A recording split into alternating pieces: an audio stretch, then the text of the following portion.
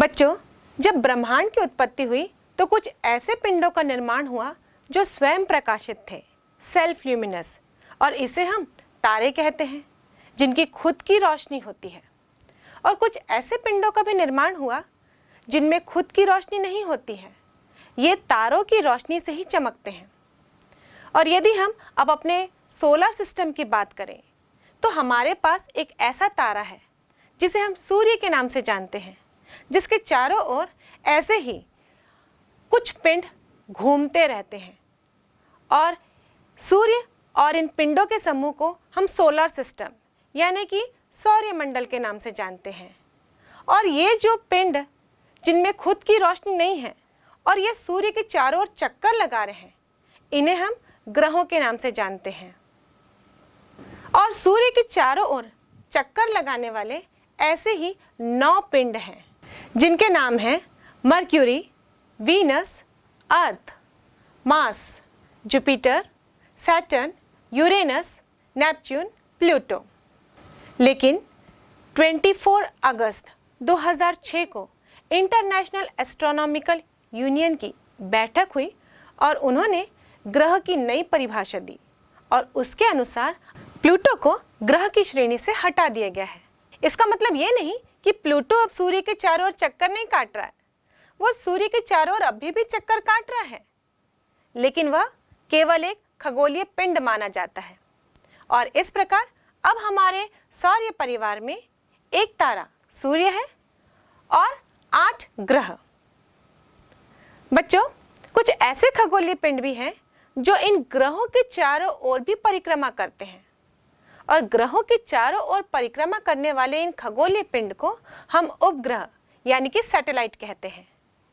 बच्चों, पृथ्वी के चारों ओर परिक्रमा करने वाले खगोलीय पिंड को तो आपने देखा है।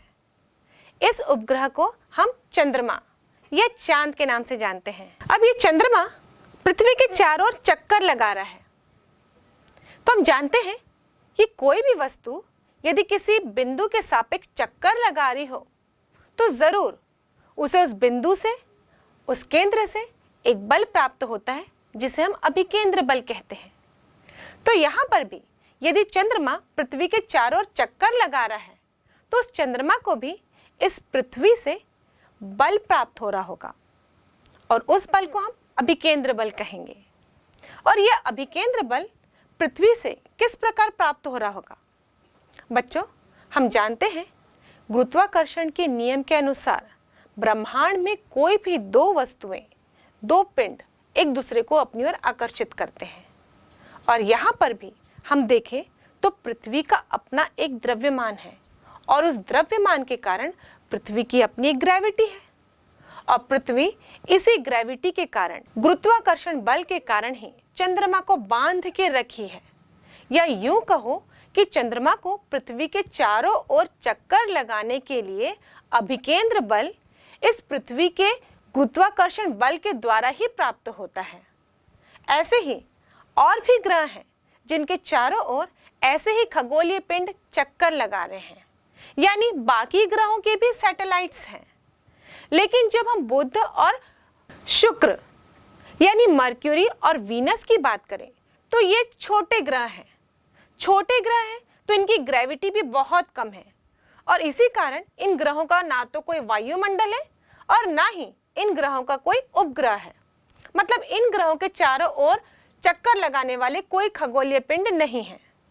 लेकिन हम बड़े उपग्रह की बात करें जैसे कि जुपिटर और सैटर्न, इन बड़े उपग्रहों का द्रव्यमान भी अधिक है, इसलिए इनके चारों ओर चक्कर लगाने वाले खगोलीय पिंडों की संख्या भी अधिक है।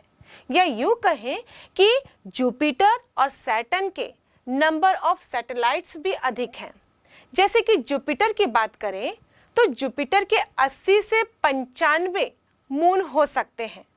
और वहीं हम शनि यानी सैटर्न की बात करें तो 145 सैटेलाइट अनुमानित किए गए हैं। तो इस प्रकार हम देखें कि बड़े ग्रहों के नंबर ऑफ सैटेलाइट्स अधिक है, जबकि छोटे ग्रह में जिनका द्रव्यमान कम है उनके सैटेलाइट्स 0 हैं। बच्चों, ये जो प्राकृतिक खगोलीय पिंड है जो ग्रहों के चारों ओर चक्कर लगाते हैं, इन्हें हम प्राकृतिक उपग्रह यानी कि नेचुरल सैटेलाइट्स कहते हैं। पर बच्चों, किसी भी ग्रह के अध्ययन के लिए हम मानव निर्मित सैटेलाइट्स का भी इस्तेमाल करते हैं, यानी कि कृत्रिम उपग्रह का निर्माण करते हैं। एक्चुअली जब किसी ग्रह के बारे में अध्ययन करना हो तो हमें लगातार उस ग्रह को वॉच करना पड़ता है, सभी दिशाओं से, हर एंगल से। यदि हमें मौसम का अनुमान लगाना हो या किसी ग्रह के सतह का, उस पर होने वाली क्रियाओं के बारे में अध्ययन करना हो या संचार व्यवस्था को सुचारू रूप से चलाना हो, तो वहां पर हमें इस प्रकार के पिंडों की आवश्यकता होती है जो कि ग्रह के चारों ओर लगातार चक्कर लगाते रहें और ग्रह की इंफॉर्मेशन लगातार हमें देते रहें। तो इसीलिए ही हम कृत्रिम उपग्रह यानी कि आर्टिफिशियल सैटेलाइट्स का निर्माण करते हैं, जिसके कारण हम ग्रह के करेक्ट इंफॉर्मेशन प्राप्त कर सकते हैं। यदि हमें पृथ्वी के बारे में जानकारी हासिल करनी हो तो हम ऐसे पिंडों का निर्माण करेंगे जो पृथ्वी के चारों ओर निरंतर चक्कर लगाए। ऐसे ही यदि हमें किसी दूसरे ग्रह के बारे में भी जानकारी प्राप्त करनी हो तो हमें ऐसे सैटेलाइट्स का निर्माण करना होगा जो उन ग्रहों के चारों ओर चक्कर लगा रहे हों। बच्चों, हमारी जिज्ञासा शुरू से ही अन्य ग्रहों के बारे में भी जानकारी लेने की रही है। मनुष्य पृथ्वी के अलावा दूसरे ग्रहों में भी जीवन खोजता आया है। साथ साथ चंद्रमा तो आकर्षण का केंद्र हमेशा बना रहा है और हम चाहते हैं कि चंद्रमा के बारे में भी हम इंफॉर्मेशन प्राप्त करते रहें। और इसीलिए ही इस जिज्ञासा को शांत करने के लिए वैज्ञानिक निरंतर ऐसे कृत्रिम सैटेलाइट्स का निर्माण करते आ रहे हैं, जिसके आधार पर या तो चंद्रमा की जानकारी लेने की कोशिश की जा रही है या तो मंगल ग्रह की, क्योंकि मंगल हमारा निकटतम ग्रह है और ऐसा अनुमान लगाया जाता है कि मंगल ग्रह में भी जीवन संभव हो सकता है। और इसी अनुमान को कंफर्म करने के लिए वैज्ञानिक आर्टिफिशियल सैटेलाइट्स का लगातार निर्माण करते आ रहे हैं और इन आर्टिफिशियल सैटेलाइट्स को अंतरिक्ष में भेजा भी जा रहा है। तो आइए बच्चों, हम इस आर्टिफिशियल सैटेलाइट के लॉन्चिंग यानी कि कृत्रिम उपग्रह के प्रक्षेपण पर चर्चा करते हैं। कृत्रिम उपग्रह ग्रह के चारों ओर परिक्रमा कर रहा है और यह सर्कुलर ऑर्बिट यानी कि वृत्तीय मार्ग और इलिप्टिकल ऑर्बिट यानी कि दीर्घवृत्ताकार मार्ग, दोनों ही प्रकार के पथ पर गति करता है। यह आर्टिफिशियल सैटेलाइट किसी भी ग्रह के चारों ओर यदि परिक्रमा करता है तो इसको ग्रह के चारों ओर परिक्रमा करने के लिए आवश्यक अभिकेंद्र बल इस ग्रह के गुरुत्वाकर्षण बल द्वारा ही प्राप्त होता है और यही किसी भी उपग्रह के प्रक्षेपण का सिद्धांत है, principle of launching artificial satellite. वैसे बच्चों, कृत्रिम उपग्रह किसी भी ग्रह के चारों ओर या तो वृत्तीय पथ यानी कि सर्कुलर ऑर्बिट या फिर दीर्घवृत्ताकार पथ यानी कि इलिप्टिकल ऑर्बिट में परिक्रमा कर सकता है। लेकिन जब हम प्राकृतिक सैटेलाइट की बात करें तो ये सारे नेचुरल सैटेलाइट किसी भी ग्रह के चारों ओर हमेशा दीर्घवृत्ताकार पथ पर ही गति करते हैं।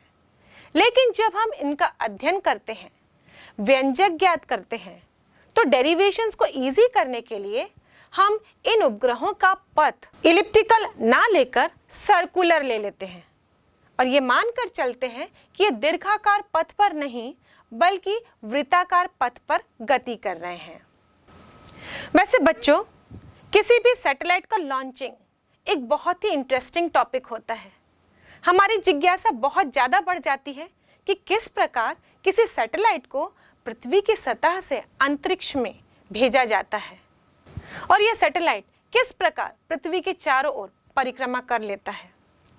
इसको समझने के लिए मान लेते हैं ये पृथ्वी है और इसकी सतह पर एक बहुत ऊंची मीनार है और इस ऊंची मीनार की चोटी पर वायुमंडल लगभग नगण्य है। बच्चों, यदि हम किसी पत्थर को उठाकर पृथ्वी की सतह से सीधे सीधे यानी कि ऊर्ध्वाधर ऊपर की ओर फेंकते हैं तो क्या होता है? पत्थर कुछ दूर तक ऊपर जाता है, फिर उसके बाद पृथ्वी के गुरुत्वाकर्षण बल के कारण वो पत्थर सीधे नीचे आ जाता है, यानी कि पत्थर ऊर्ध्वाधर दूरी तय करता है।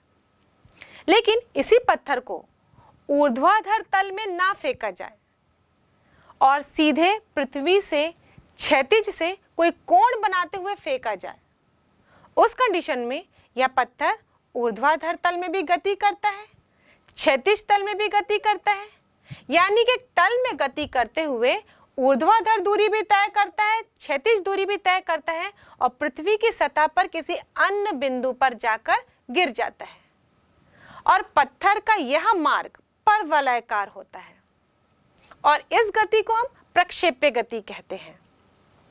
वैसे ही यदि किसी हाइट से पत्थर को क्षैतिज फेंका जाए, मतलब सीधे फेंका जाए, तो पत्थर सीधे सीधे कुछ दूर तक गति करता है, लेकिन पृथ्वी के गुरुत्वीय प्रभाव के कारण फिर पत्थर का मार्ग परवलयाकार हो जाता है और वो पृथ्वी की सतह पर नीचे आ गिरता है। मतलब चाहे आप नीचे से फेंकें पृथ्वी की सतह से या फिर किसी ऊंचाई से फेंकें, आप क्षैतिज फेंकें या क्षैतिज से कोई कोण बनाकर फेंकें, दोनों ही स्थिति में इस प्रक्षेप्य का पथ यानी इस पत्थर का पथ परवलयाकार होता है। अब मान लीजिए इसी मीनार से हम किसी वस्तु को फेंक रहे हैं, तो ये परवलयाकार पथ पर गति करते हुए पृथ्वी पर किसी अन्य स्थान पर आ गिरेगा। अब हम वेग को और बढ़ा देंगे। जब वेग और बढ़ाएंगे तो इसके द्वारा तय की गई क्षैतिज दूरी बढ़ जाएगी। इस प्रकार अब हमने सेकंड स्थिति में वेग और बढ़ा दिया। अब ये वस्तु इसी पृथ्वी की सतह पर क्षैतिज दूरी ज्यादा तय करते हुए अन्य स्थान पर गिरी। अब वेग को और बढ़ा देते हैं। अब हम देख रहे हैं फिर परवलयाकार पथ बनाते हुए पृथ्वी की सतह पर किसी अन्य स्थान पर गिरे। पर अब हमें वेग को इतना बढ़ाना है कि वस्तु पृथ्वी की सतह पर ना गिरे, और ऐसा होगा तो इस प्रकार ये परवलयाकार पथ लेते हुए आगे बढ़ेगी, पर पृथ्वी की सतह से भी ये आगे हो जाएगी या यूं कहें ये दूर हो जाएगी। उस कंडीशन में ये वस्तु इस पृथ्वी के चारों ओर चक्कर लगाना प्रारंभ कर देगी, और यही प्रक्षेप्य के लॉन्चिंग का सिद्धांत है कि अब यह वस्तु इस ग्रह के चारों ओर चक्कर लगाना शुरू कर देगी, और यह ग्रह के चारों ओर एक निश्चित कक्षा में ही चक्कर लगाएगी। अब हमने जो वेग दिया था उस वेग को हम कहते हैं कक्षीय चाल, क्योंकि यह वेग इस वस्तु को इस ग्रह के चारों ओर एक निश्चित कक्षा में घुमाने के लिए सक्षम है, और यह उस वस्तु का कक्षीय चाल कहलाता है। बच्चों, कक्षीय चाल को हम VO से दर्शाते हैं, यानी कि ऑर्बिटल वेलोसिटी। ऑर्बिटल के लिए हम O लिखते हैं और वेग के लिए V। तो इस प्रकार कक्षीय वेग या कक्षीय चाल को VO से दर्शाया जाता है।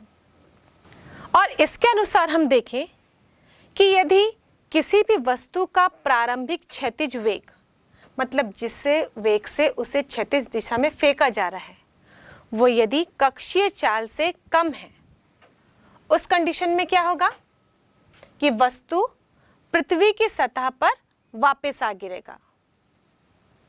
अब यदि प्रारंभिक क्षैतिज वेग कक्षीय चाल के बराबर हुआ, उस कंडीशन में वस्तु कक्षा में स्थापित हो जाएगी, क्योंकि यह प्रारंभिक क्षैतिज वेग उस कक्षीय वेग के बराबर होगा, और इसीलिए अब उसे इस कक्षा में घुमाने में वो सक्षम होगा, और ऐसी स्थिति में वस्तु वृत्तीय पथ पर ग्रह के चारों ओर गति करने लगता है।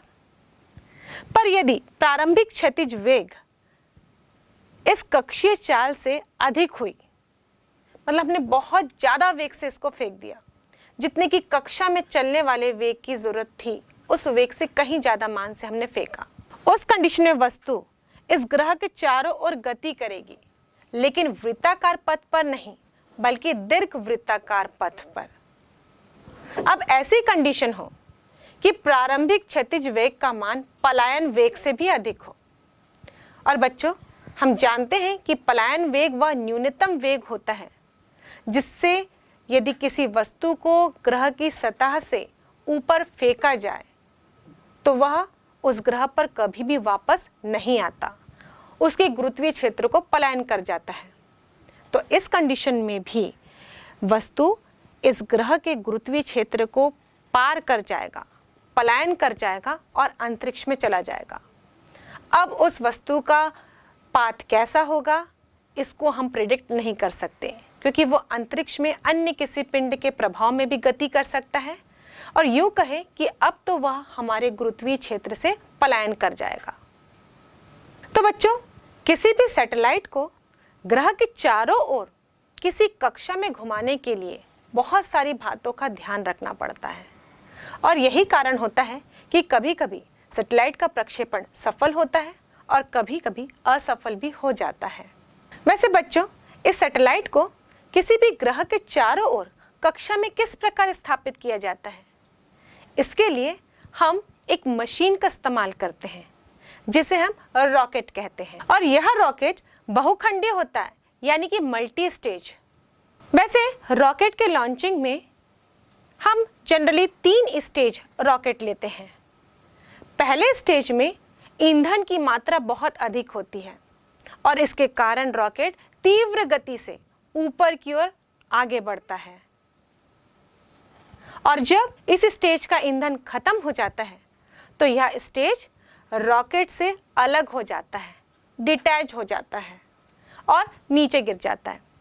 उसके बाद सेकंड स्टेज का ईंधन जलना प्रारंभ होता है और जब यह ईंधन भी पूरा खत्म हो जाता है उस कंडीशन में सेकंड स्टेज भी डिटैच हो जाता है और यह भी नीचे गिर जाता है और यह क्रम चलता रहता है।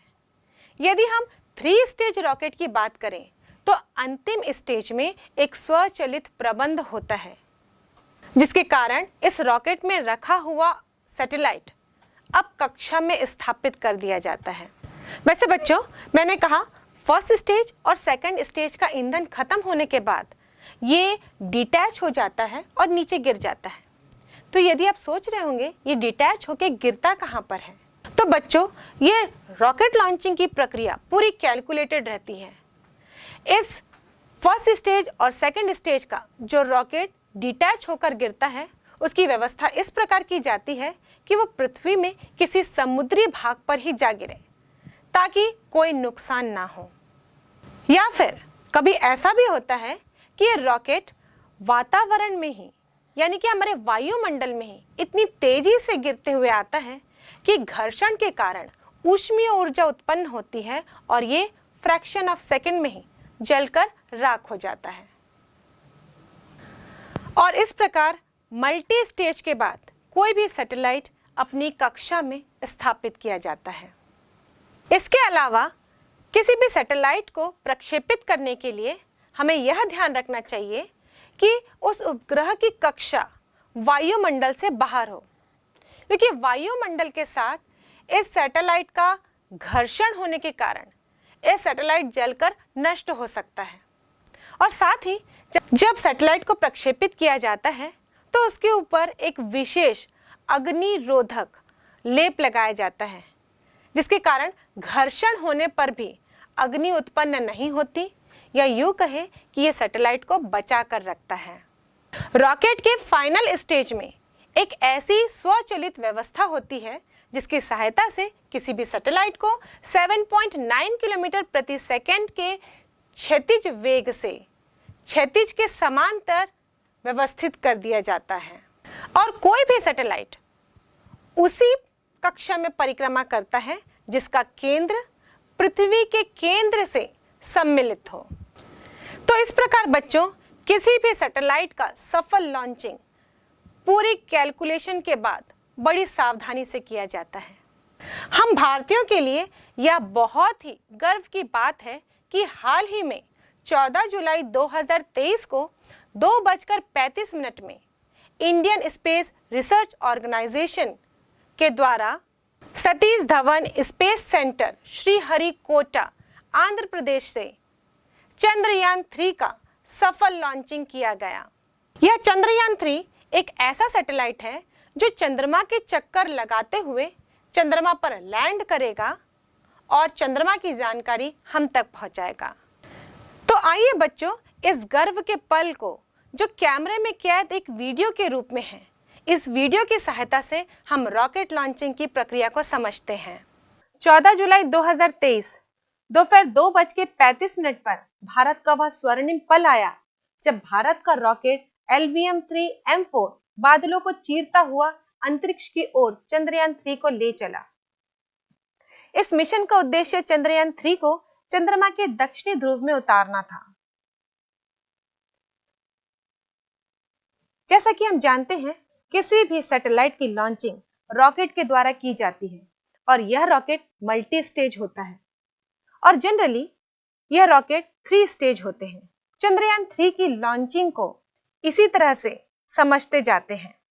जब रॉकेट को लॉन्च किया गया, इसकी शुरुआती रफ्तार 1627 किलोमीटर प्रति घंटा थी। सबसे पहले दोनों बूस्टर रॉकेट स्टार्ट हुए और लॉन्च के 108 सेकंड के बाद पृथ्वी की सतह से 45 किलोमीटर की ऊंचाई पर इसका लिक्विड इंजन स्टार्ट हुआ। तब रॉकेट की रफ्तार 6437 किलोमीटर प्रति घंटा थी। 130 सेकंड के बाद और पृथ्वी की सतह से 62 किलोमीटर की ऊंचाई पर दोनों बूस्टर रॉकेट से अलग हो गए। बूस्टर अलग होने के बाद रॉकेट की रफ्तार और बढ़ गई क्योंकि अब रॉकेट का मेन इंजन स्टार्ट हो गया और अब रॉकेट की रफ्तार 7000 किलोमीटर प्रति घंटा हो गई।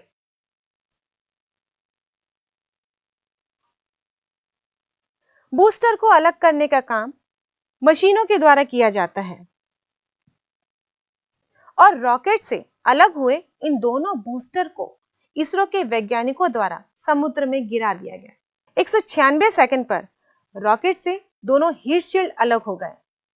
हीट शील्ड को इसलिए अलग किया गया क्योंकि अब रॉकेट 114.8 किलोमीटर की ऊंचाई पर पहुंच चुका था।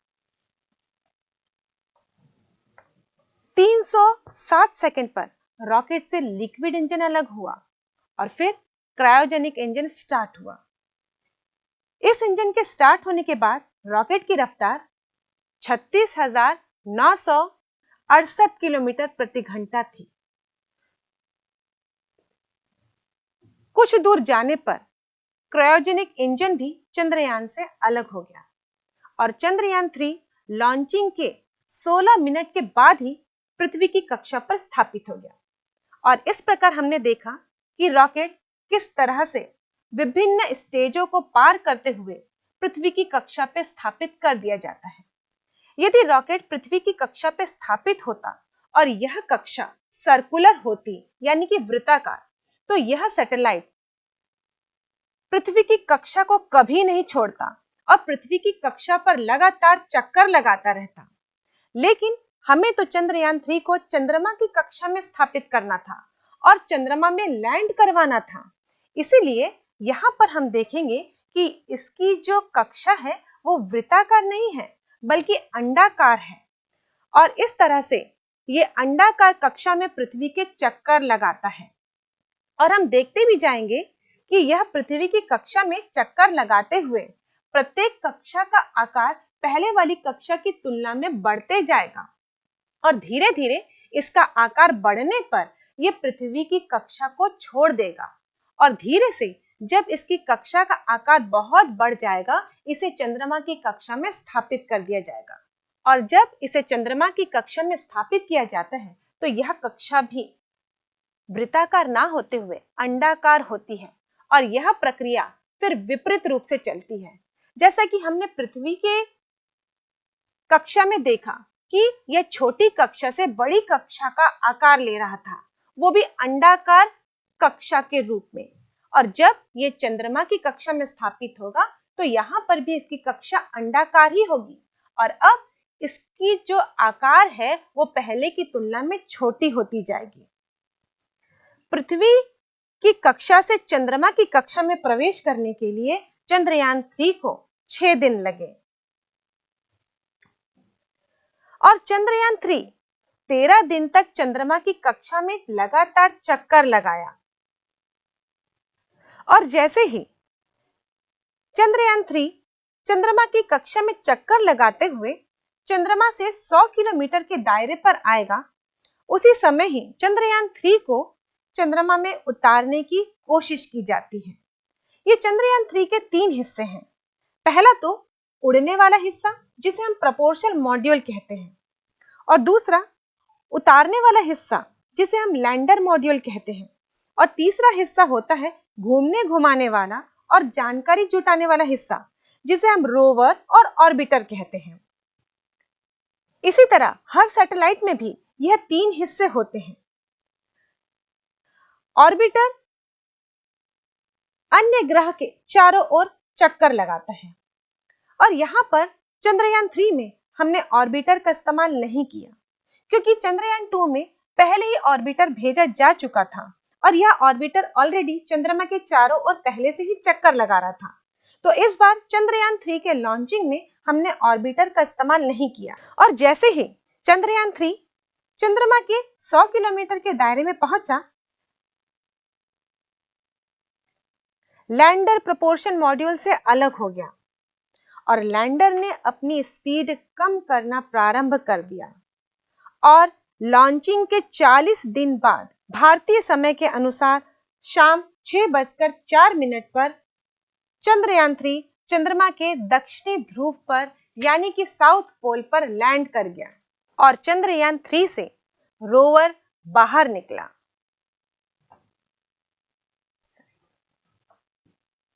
चंद्रयान-3 के लैंडर का नाम विक्रम और रोवर का नाम प्रज्ञान रखा गया है। चंद्रमा के साउथ पोल पर सॉफ्ट लैंडिंग करने के बाद रोवर लैंडर से बाहर निकला और अब रोवर चांद की सतह का तापमान और उससे जुड़े हुए कई तत्वों की जानकारी हमें पहुंचाता है।